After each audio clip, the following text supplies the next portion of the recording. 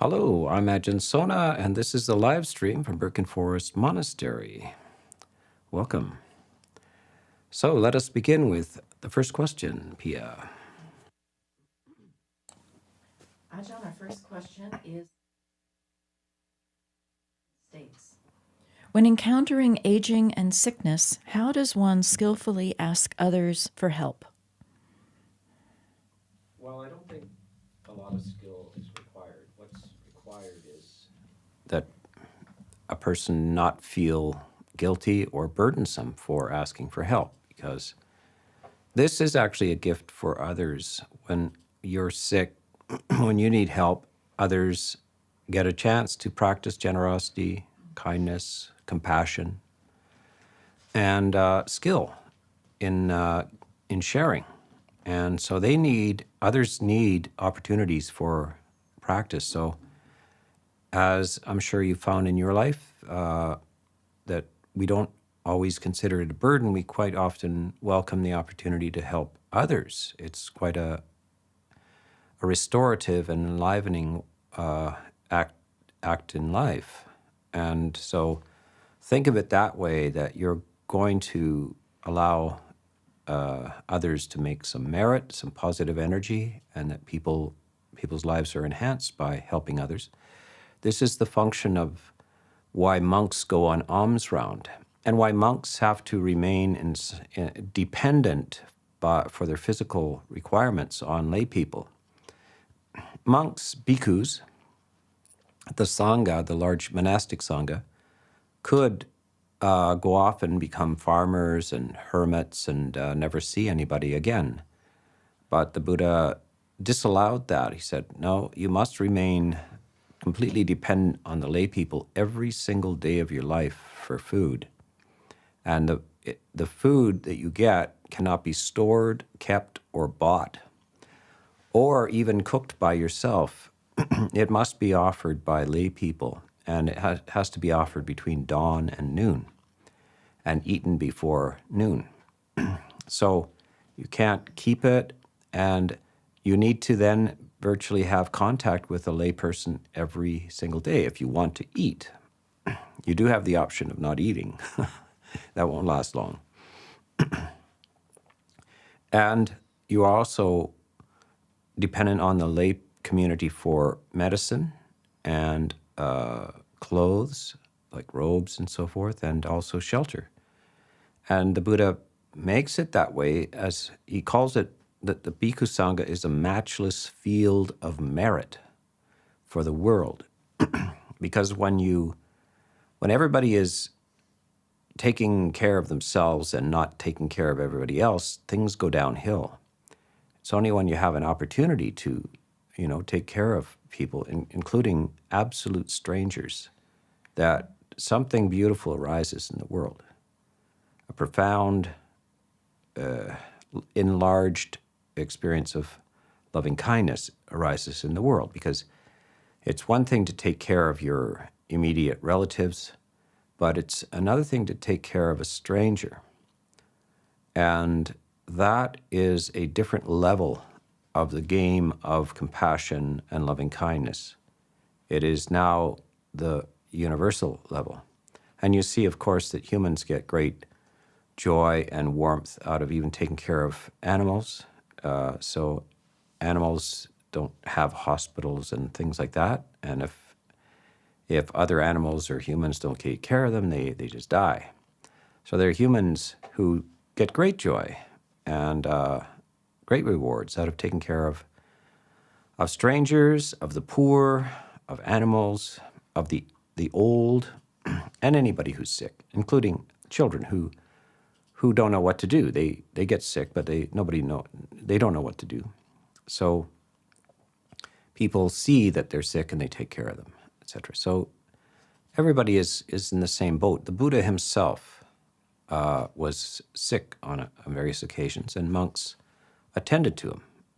And in fact, on one occasion, a monk was very, very ill, and the Buddha arrived at that monastery, and the monk was not tended to. He was lying in his own soilings, And the Buddha and his attendant Ananda became his nurse, and they took care of him, bathed him, and gave him medicine.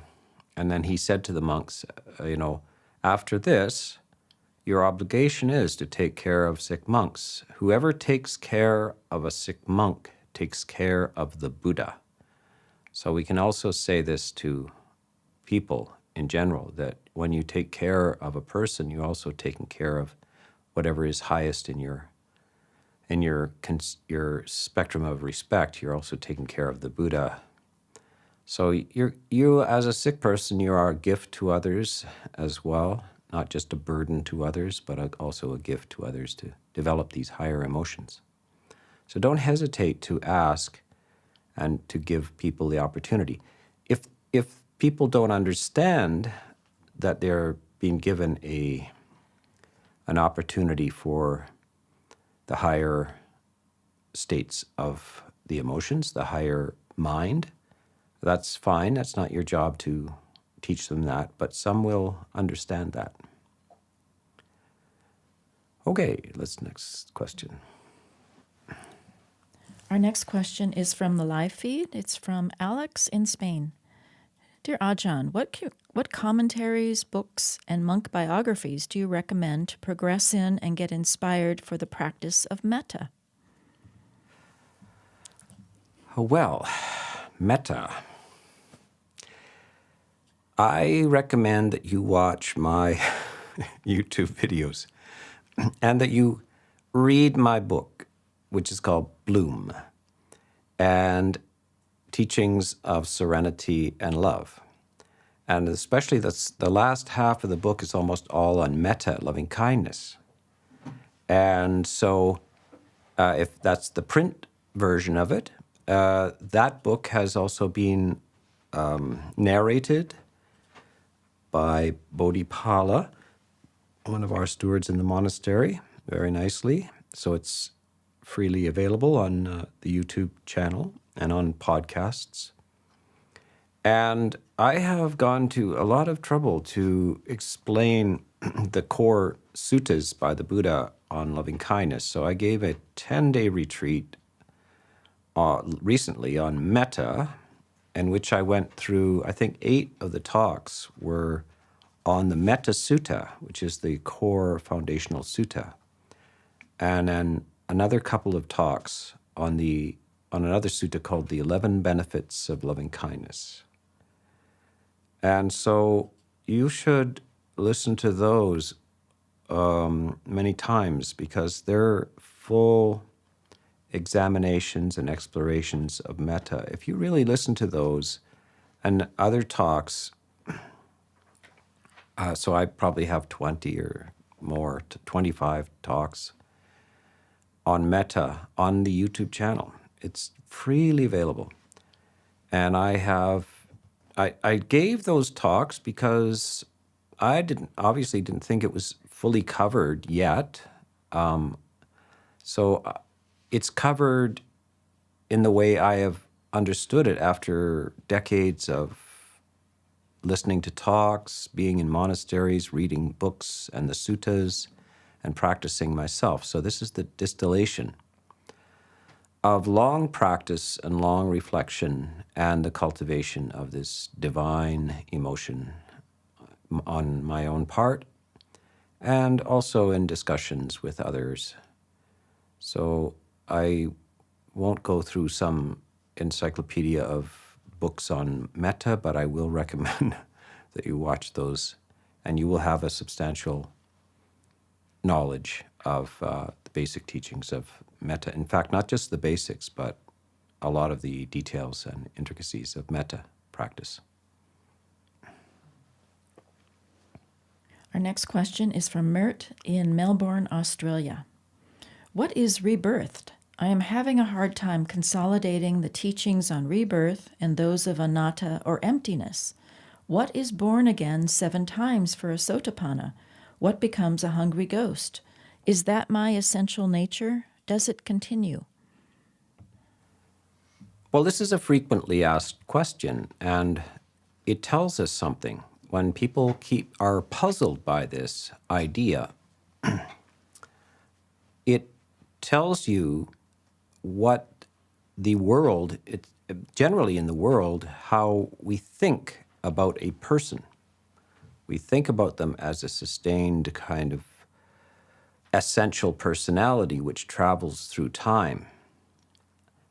And this is the condition of the views at the time of the Buddha, and this is called the theory of soul. So a soul is a kind of indestructible entity which moves through time and is not touched by impermanences. So the Buddha, this is his revelation, a very important revelation, is that no such thing exists. And such a thing as a soul which is not affected by change, and in a sense does not change itself, is impossible to imagine.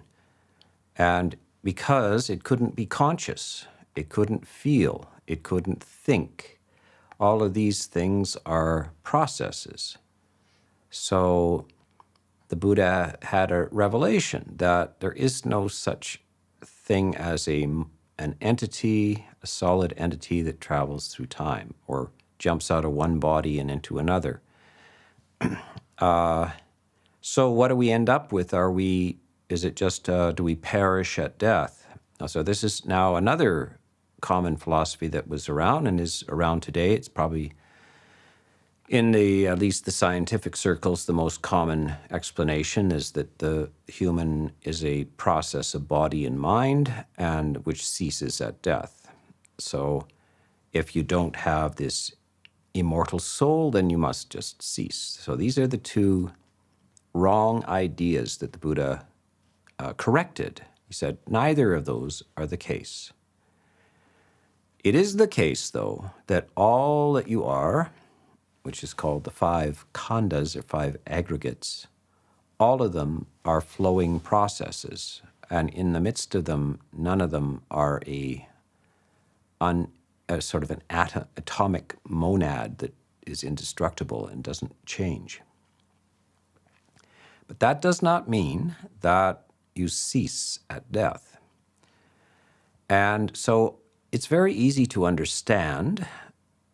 Just imagine going from being a fetus, something the size of a little fingernail, and then that grows into a baby. Now, is the fingernail fetus inside the baby? No, the fingernail is not inside the baby. The information is just changing.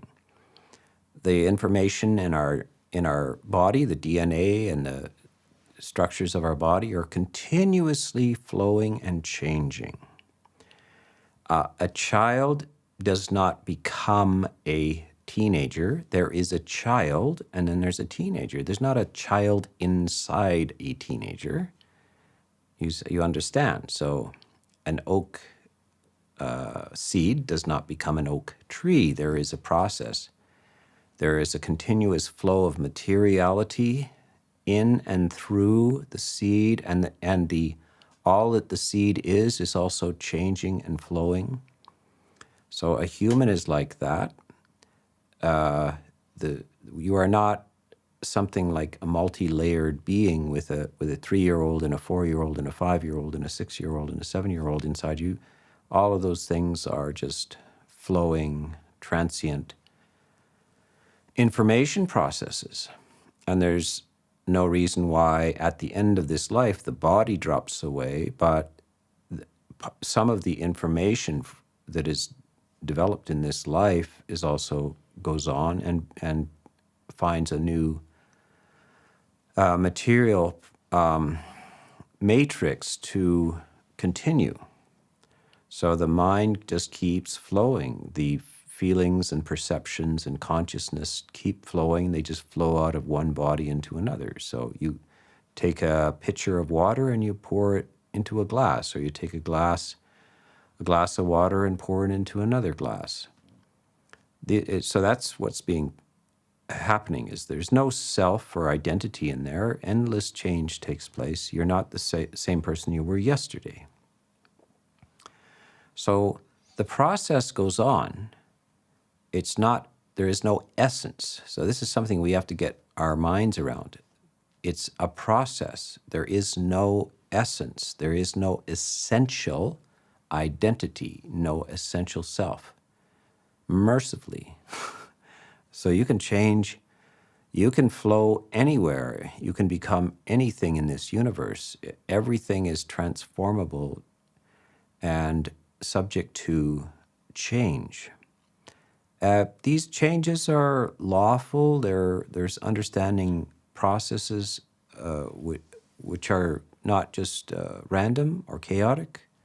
And if we can get a hold of the information of how change occurs, we can transform into a much more wholesome and enlightened person. And that information, as you gain that enlightenment information, then regression doesn't take place. It doesn't mean that processes stop. It just means that regression doesn't take place. So you asked, what becomes a sotapanna? Well, a process becomes when we talk about a sotapanna, we're talking about mind, really.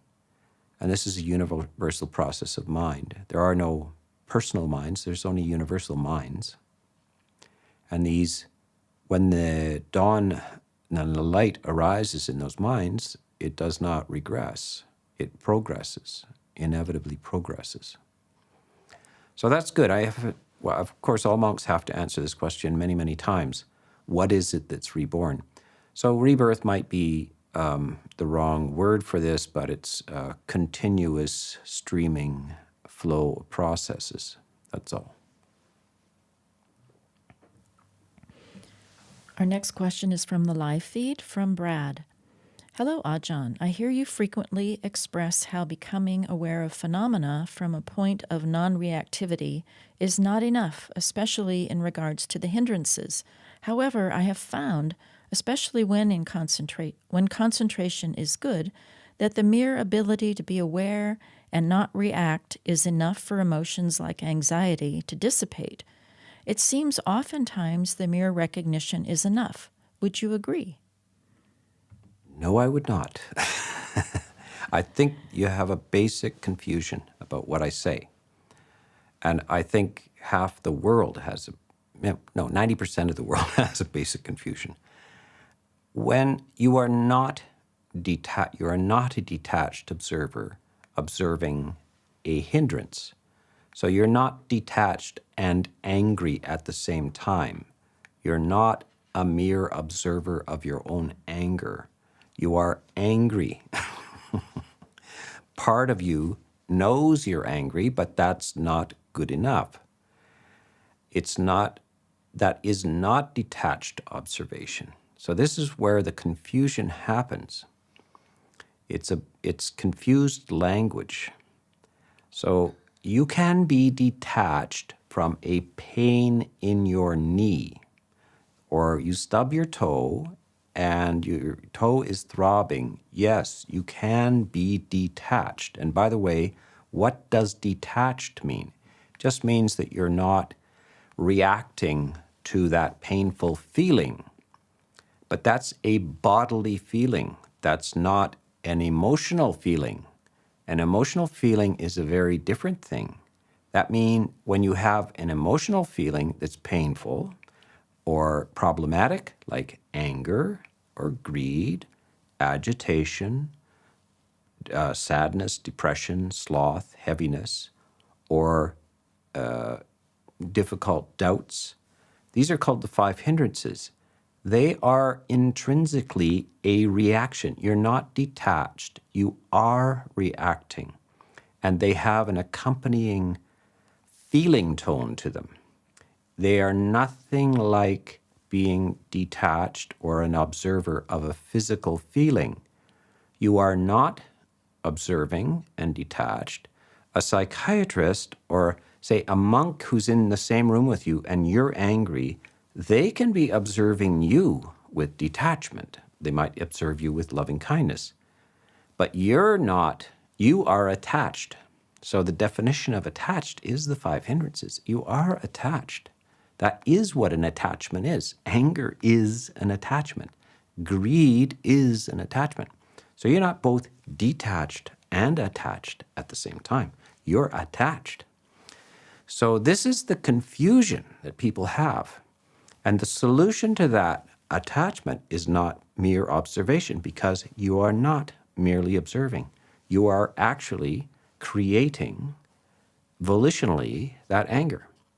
And if it wasn't volitional, if it wasn't something that you did and do to create and sustain it, then the case for becoming enlightened would be hopeless. But it's because you can anticipate the possibility of anger, prevent anger from arising, see anger when it arises. Now, by the way, when you see anger when it arises, you are still attached to it. You're not a detached observer. You're an angry person, aware that you're angry.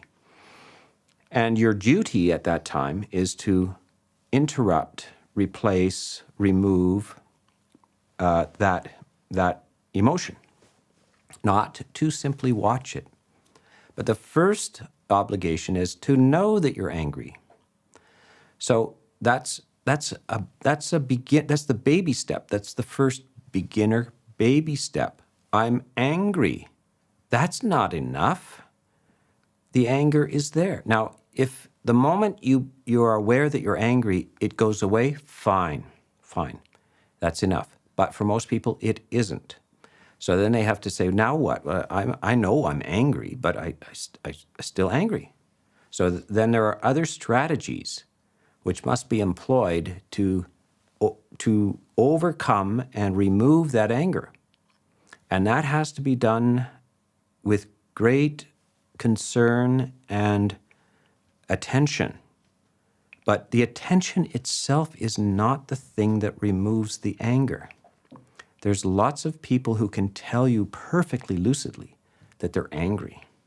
They're furious. This is what happens in the midst of an argument. I am furious with you.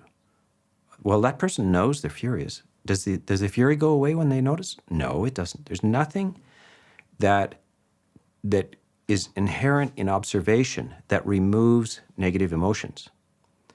It's not inherent in that.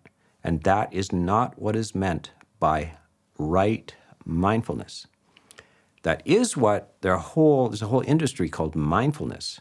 And they're mistaken in the idea that mindfulness is mere attention and somehow that cures everything. It doesn't. The Buddha never said anything of the sort. He preceded right mindfulness with something called right effort. And if you don't know what the little list under right effort is, then you're missing most of the path. You need to read the Eightfold Path and to see the little drop-down menu under right effort. And this tells you be doing. It's to prevent and remove unwholesome mental states. What are unwholesome mental states? 5 hindrances. Greed, anger, agitation, sloth, and doubt. That's your duty. Now, use your mindfulness in inspecting your body, your feelings, your mind, and Dhamma teachings. This is the 4 foundations of mindfulness. That's what their purpose is to remove your covetousness and grief for the world. Remove them. And they arise through inspection of the 5 khandhas. That is all that a human is.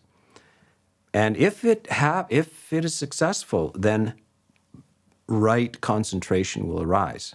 Right? You cannot be in right concentration and have any of the 5 hindrances. The 5 hindrances have subsided before right samadhi, right concentration, arises. They are not compatible. They are mutually exclusive. You are not in concentration and even mildly irritated at the same time. It's not possible. It's mutually exclusive. So this is something I've been on about for the last 15 or 20 years or so. And if you want more careful You must listen carefully to the talks on right effort, a dozen or more talks on right mindfulness, and then another dozen on right samadhi, samadhi, to get this clear, because this is one of the most confused areas of the teachings of the Buddha, of the Eightfold Path, Buddhism, and it's also pervades modern psychological teachings, etc., this movement about mindfulness. But if they do not have the concept of right mindfulness, they will have extracted a carburetor out of a car's engine and think that this carburetor is the essence of an engine. But a carburetor outside of an engine doesn't work at all. It's only a paperweight. It's all of the factors of the Eightfold Path are what make the engine run. And if you take one out without reference to the others, the thing doesn't run.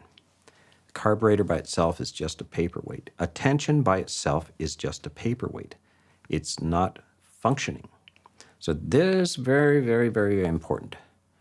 So one needs to reflect on this a lot, and it may cut sharply against many, many teachings that many, many people have heard.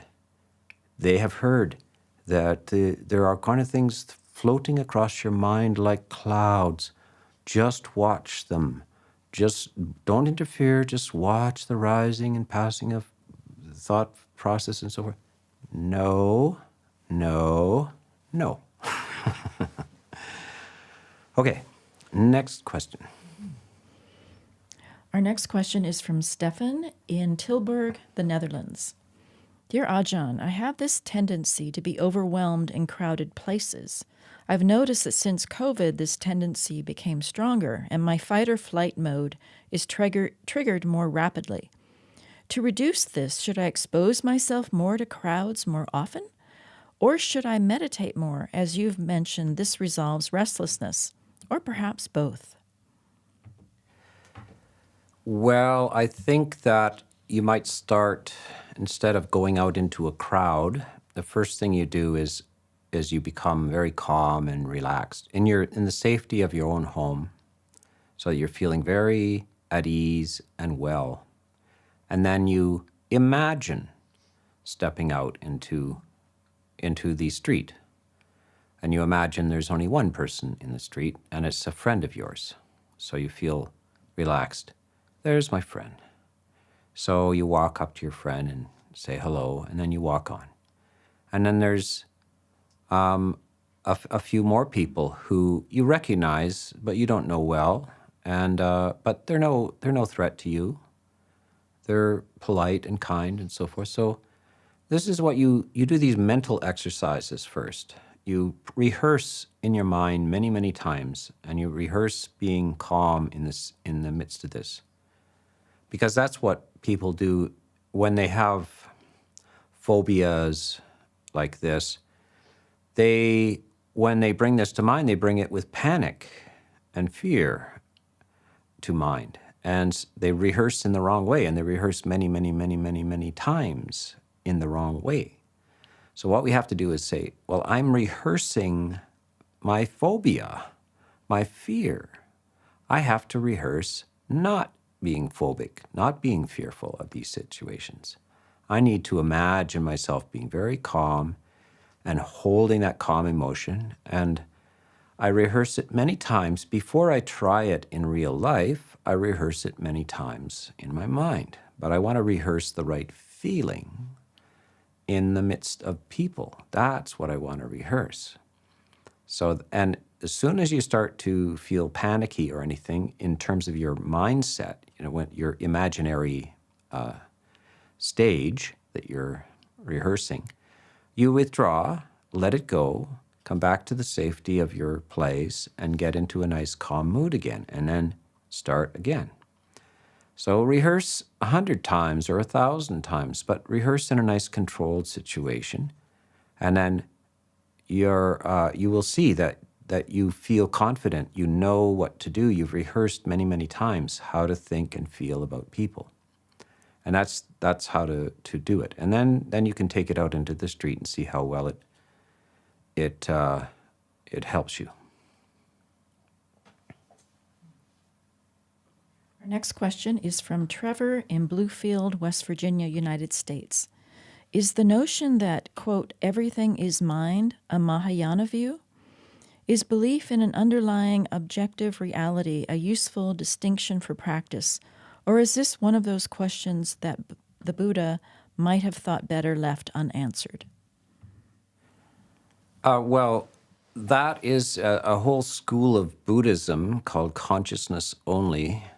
And that is very similar to some of the Greek philosophers. This is called idealism or ideaism, that the universe is, your experience of the universe is really a purely mental phenomenon, and that there is really no material objective universe. And so it's not new to Buddhism. In fact, it was discussed centuries before. Plato and so forth are called idealists or ideaists. And this also becomes part of modern philosophy. Bishop Berkeley is the most famous of the modern philosophers. He's actually he's a religious person. He's a bishop, actually. And he proposes that the universe is just a collection of souls kind of interacting, that there is no actual material phenomenon.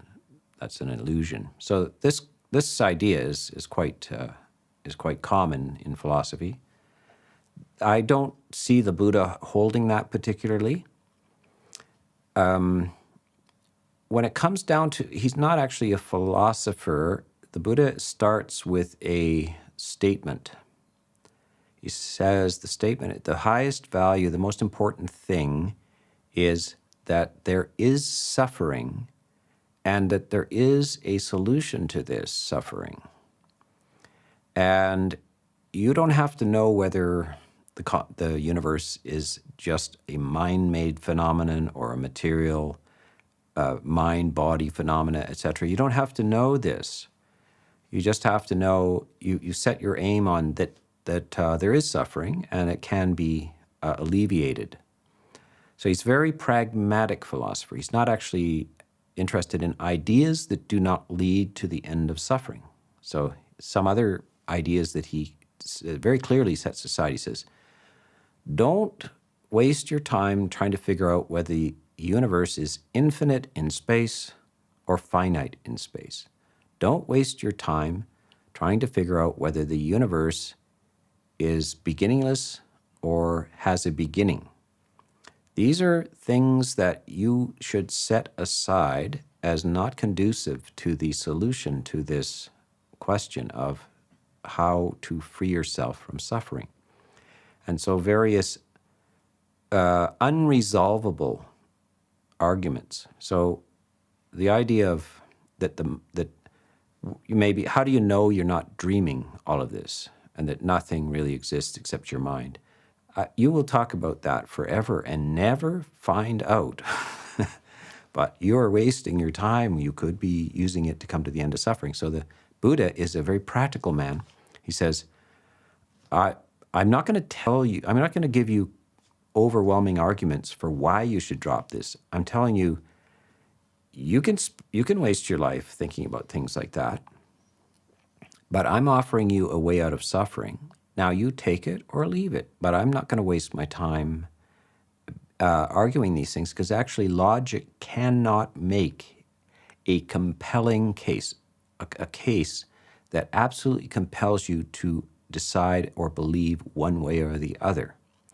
So that's the Buddha is actually saying that logical arguments have their limitations, and quite often they should be set aside because they will waste your time, and that you must feel in a common sense way the universal experience of suffering which humans have. And they know there is a quality of pain in life. And it comes, sometimes you're not in pain, but there's an inevitability that must occur. Can you do something about this?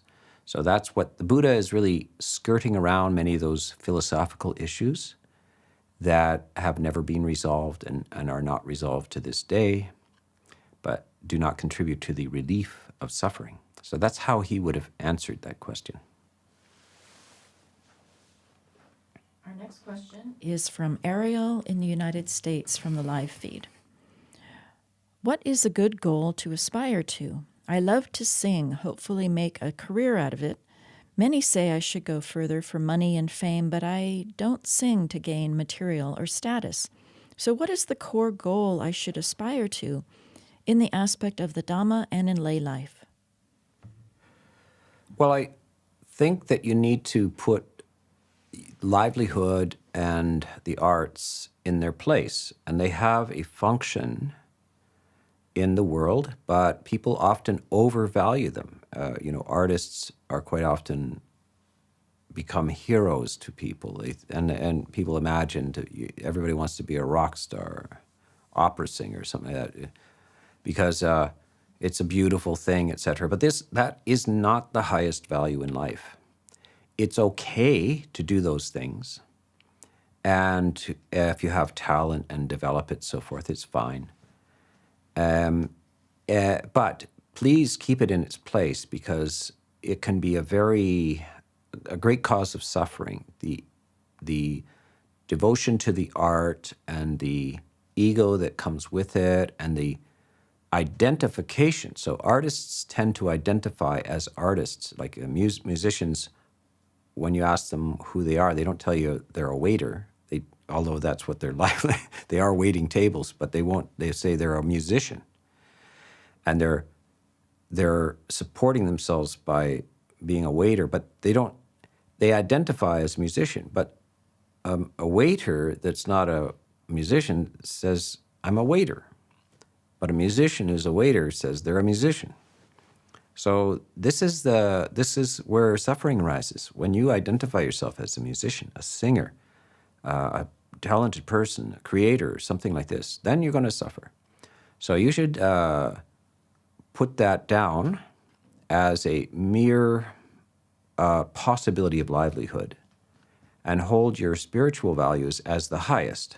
So you don't want to be burdened with excessive concern for success or failure, for praise or blame, for good fortune, bad fortune. This kind of thing is transcended. This polarity is transcended by spiritual values. So there's nothing wrong with singing. There's nothing wrong with making money from singing. There's nothing wrong with having a livelihood based on music. There's nothing wrong with being praised, etc. But it is not the meaning of life at all, and you must keep it in its place.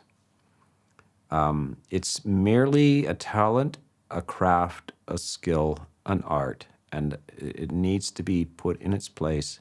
It's fine, but it's not the exalted value of life. It's not to be dismissed. It's livelihood, and it's something that you may have capacity for. That's the way to do it, because I've seen, having been in the arts myself and in music, I see a lot of unnecessary suffering, because people are overwhelmed by this aspiration for fame and fortune and all this kind of stuff, and it's just totally unnecessary. It's just get over it. Just do it, but don't make more of it than it is. Yeah. Our next question's from the live feed from JML. Any advice for people with ADHD?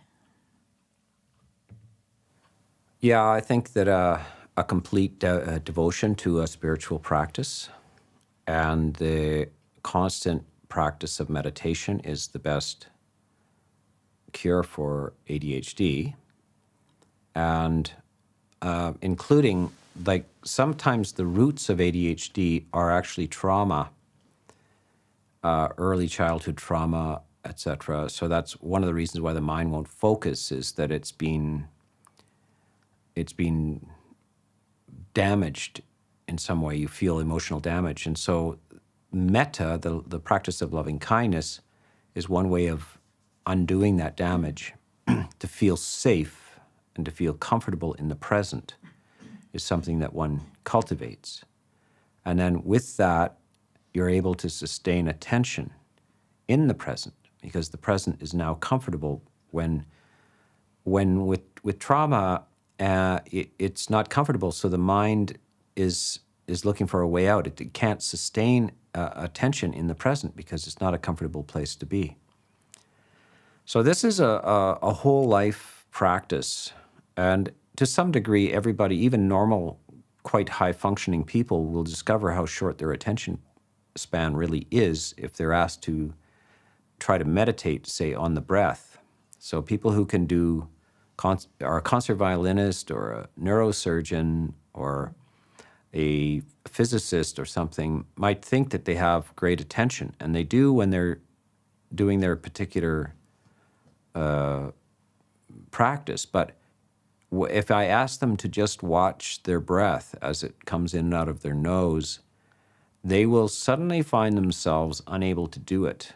They're mindful, the capacity of their attention is not able to do this. So everybody has some degree of ADHD.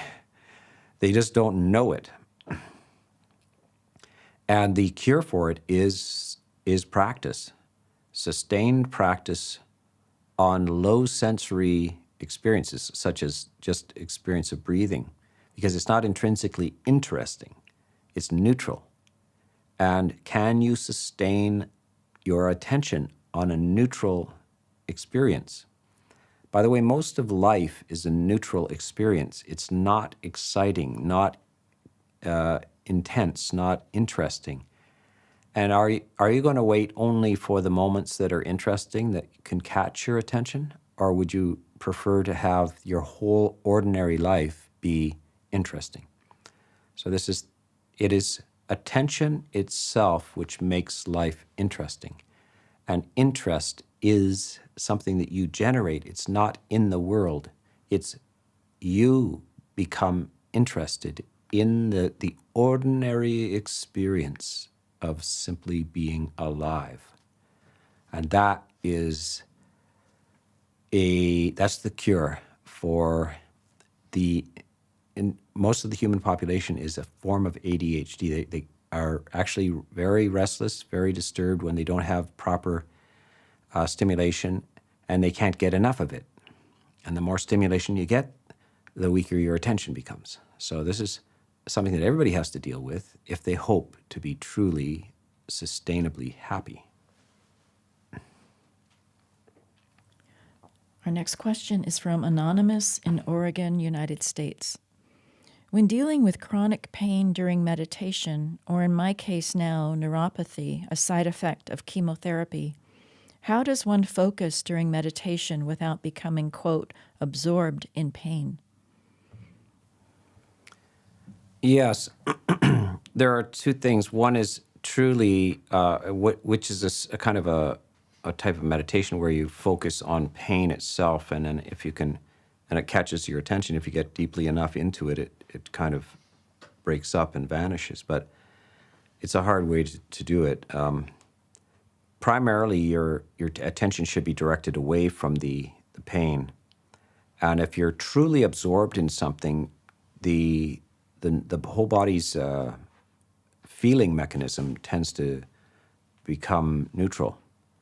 So when this happens all the time. If you're really absorbed in a good book, you might not notice that, and you might even be standing in a bookstore. You go into a bookstore and you pick up this book and you start reading it. It's fascinating, and then you realize you've been standing there for half an hour with your hand holding a book, and then you realize, oh my goodness, my elbow is so my arm is sore. I was very tired. I wasn't aware of that. So notice that your attention has been captivated on something outside of your body, and that your body has been removed, because this is what they explain in the Buddhist texts.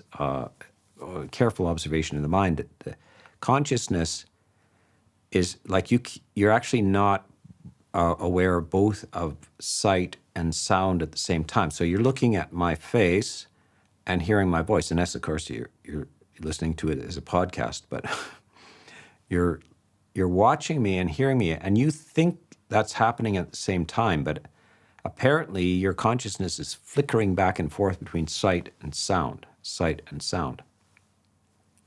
So this is what happens. You will see this. If in the midst of if your friend is talking to you in a restaurant and somebody walks in with a gun and points it, you will not have heard what your friend was saying. The conversation, your friend doesn't see the person and continues to talk. You were listening to them. Now you're focused on the person with the gun and the potential danger. Your sight consciousness overwhelms your hearing consciousness, and you can't remember your friend talking to you at all. So you can understand that you can focus your consciousness on an external object away from the feeling consciousness, and you won't have that pain. So that's outside the body. Not now. There are whole schools of Buddhism that focus on feelings, the experience of pain, and so forth. This is not.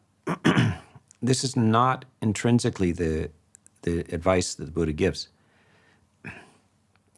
A whole school of practice has developed about sweeping through the body, feeling sensations and focusing on sensations and not running away from pain and all this kind of stuff. This is a I would say a complete exaggeration of a very small portion of the Buddha's teaching, and it's not the general teaching. He himself says, the Buddha himself says, he had a sore back in his old age. He was quite often not able to be out of pain unless he was in concentration, in samadhi. So he's actually detached from his physical pain. But the only time, he says to his attendant, Ananda, the only time I get relief from my back pain is when I'm in samadhi. So samadhi is deep concentration, say on the breath.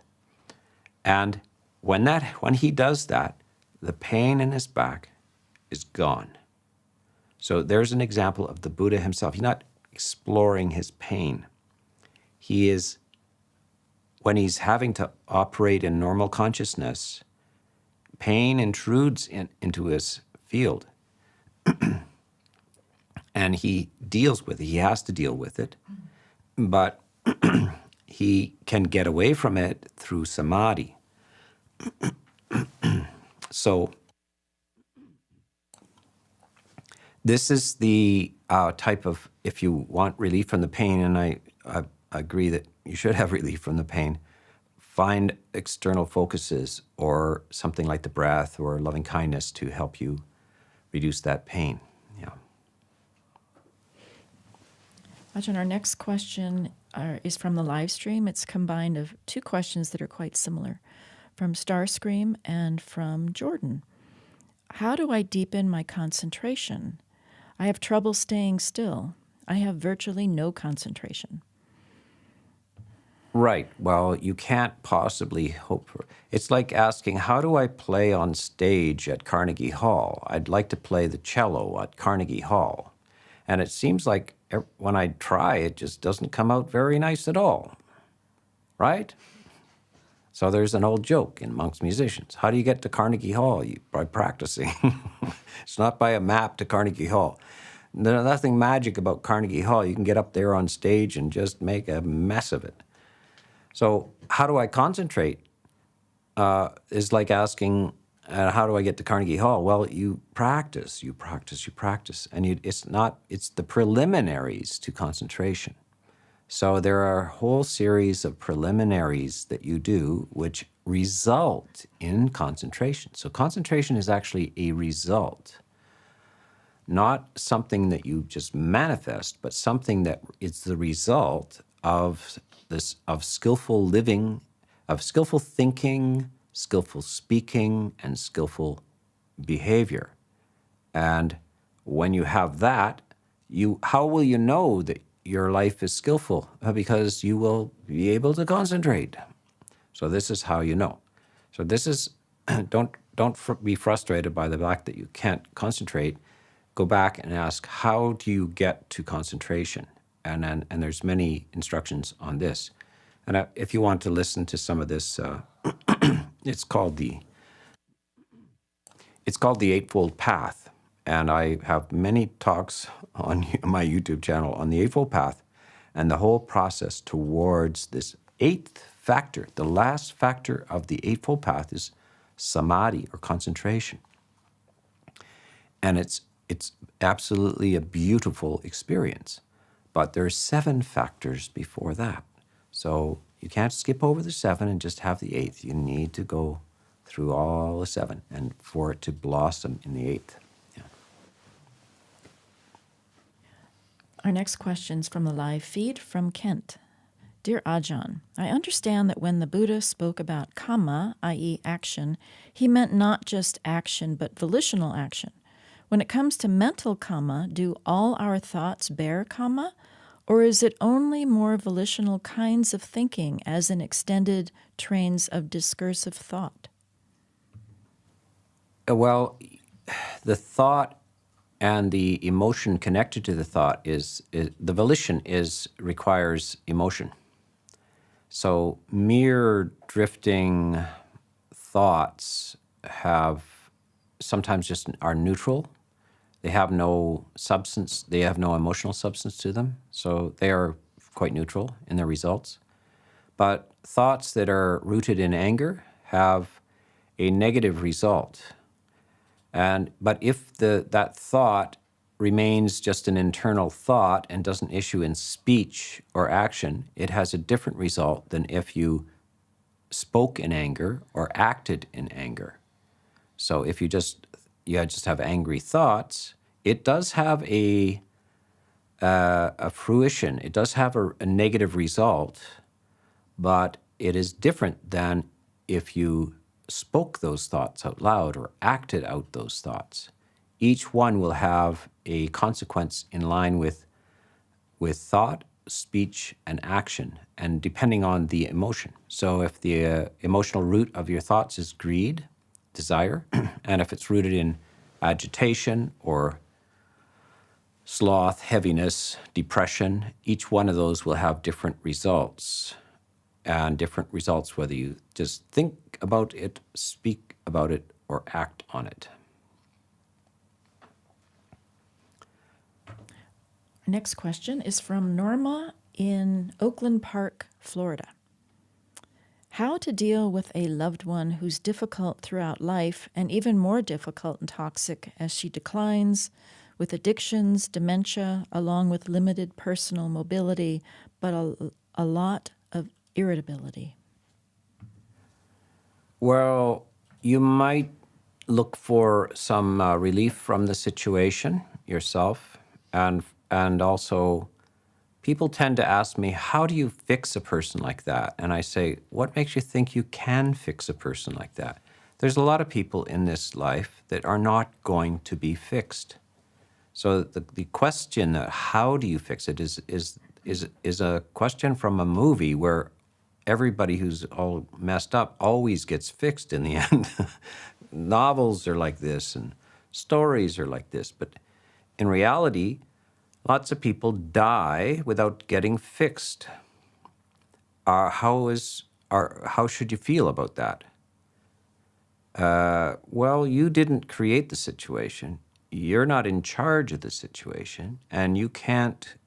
I mean, it would be. Of course, if you could just say, don't be like that, and everybody would listen, then it would be fine, but they don't listen. So you're off the hook, you're not responsible for the tragic consequences that they are generating from their own lack of skill. So you should be healthy and well in the midst of this. And the second thing is, you should ask yourself, look, is this, by associating with this person, am I generating a lot of unskillful, unwholesome emotions myself, which I'm going to have to deal with those results? And if that is the case, then you need to get some space and distance from that person.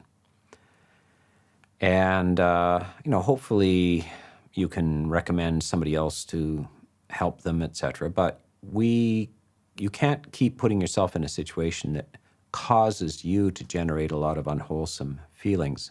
You need to be compassionate towards yourself as well, and to get some space and distance from those who are unwilling to help themselves.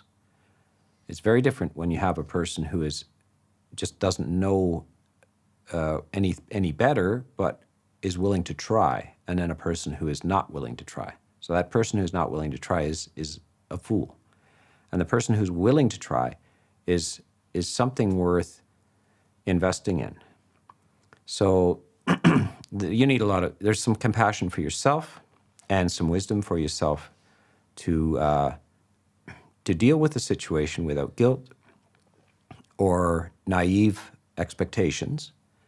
And secondly, to bring in the solution, if you can find other people to take on the burden as well, and not to feel that you need to always put yourself in a situation where there is no return on your investment. So that's the kind of way you should frame this whole situation. So I think we are at the end of our time, and we will leave it for today. And that's it.